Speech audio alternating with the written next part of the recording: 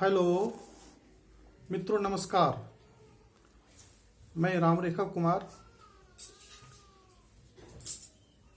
Assistant professor Sanskrit BRM college.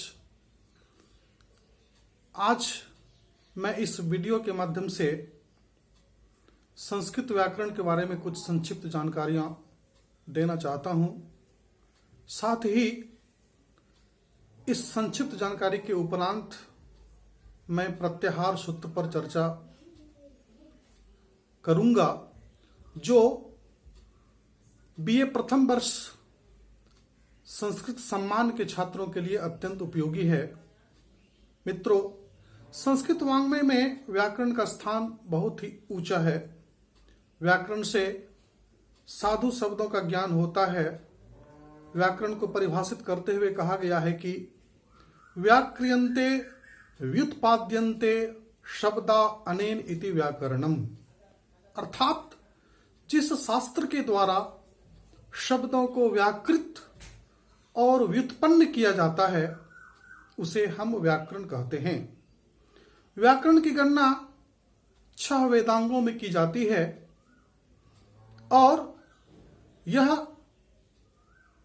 वेदांगों का अत्यंत महत्वपूर्ण स्थान है और वेद का इसे मुख कहा गया है। मुखम व्याकरणम स्मृतम।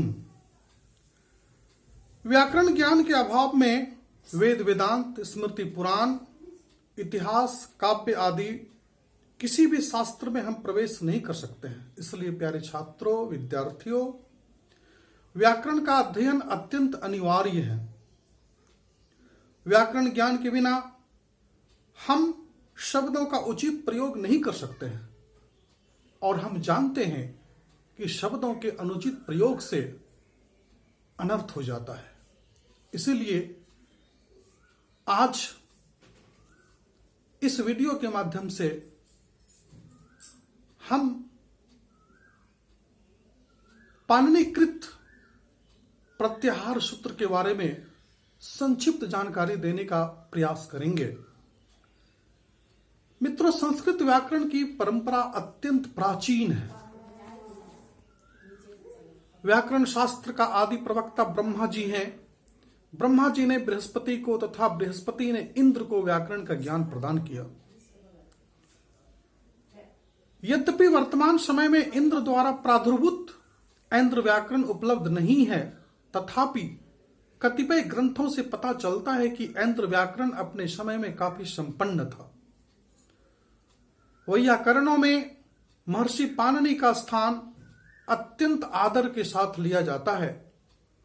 उनके जीवन वृत्त के संबंध में निश्चित रूप से कुछ भी कहना कठिन है।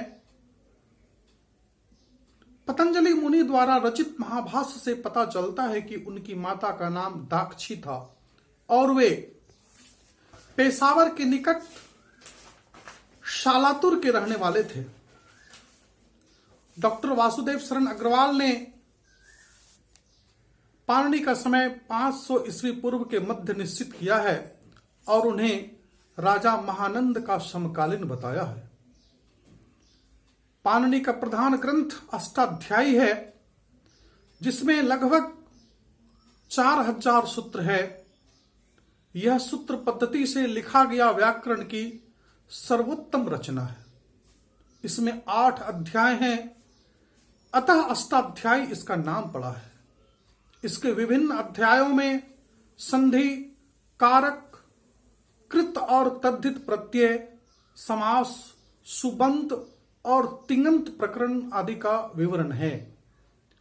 महर्षि पाणिनि ने शिव जी की कृपा से 14 शिव सूत्रों की रचना की है, जिसे माहेश्वर सूत्र, प्रत्याहार सूत्र, वर्ण समामनाय या अक्षर समामनाय भी कहा जाता है, लेकिन प्रत्याहार सूत्र सर्वाधिक प्रचलित नाम है इसके।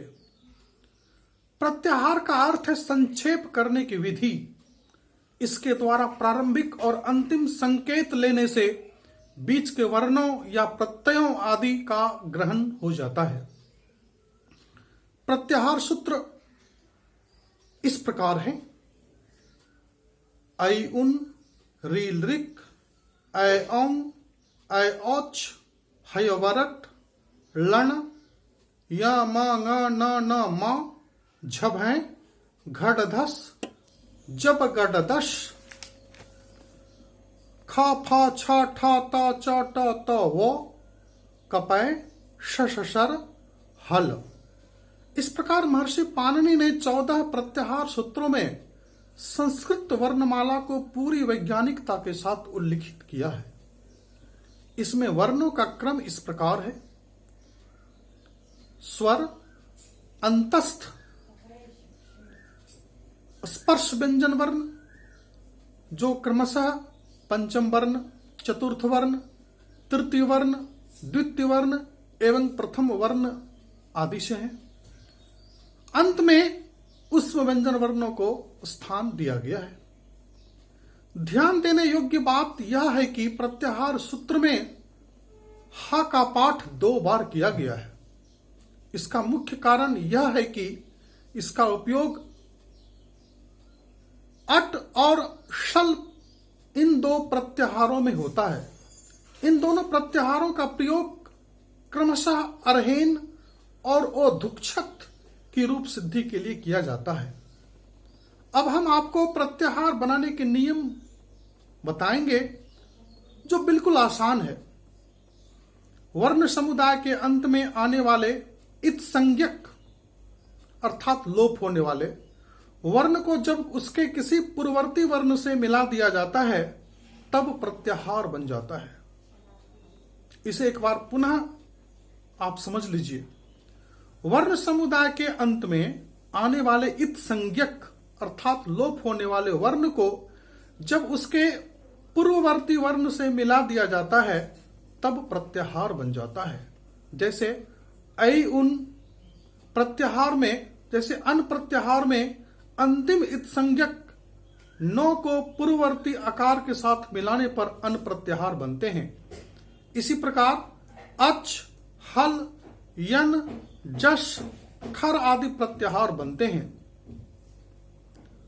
लगभग 42 प्रत्याहारों की चर्चा की गई है और ये प्रत्याहार संस्कृत व्याकरण की रीढ़ है।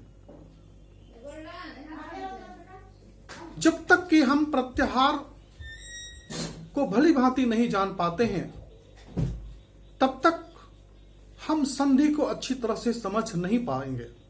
इसलिए मित्रों, आज हम प्रत्याहार के बारे में संक्षिप्त जानकारी दिए। फिर अगले वीडियो के माध्यम से मैं एक नए विषय के साथ उपस्थापित होऊंगा। धन्यवाद।